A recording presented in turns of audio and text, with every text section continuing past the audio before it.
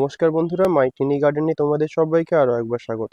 তো আজকেও আমরা দেখে নেবো আমার বাগানে বেশ কয়েকটি জবা ফুলের ভ্যারাইটি।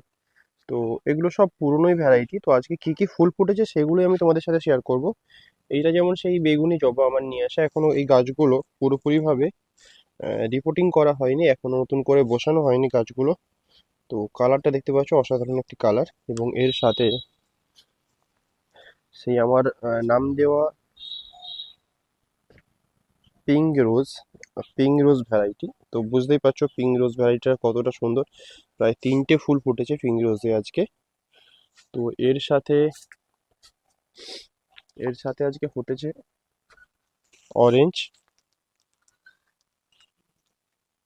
তো এই অরেঞ্জ ভ্যারাইটি ফুলটি একটা নয়, দুটো ফুল ফুটেছে। এবং এর পাশেই সেই ডার্ক রেড হচ্ছে এই একটা ফুটেছে।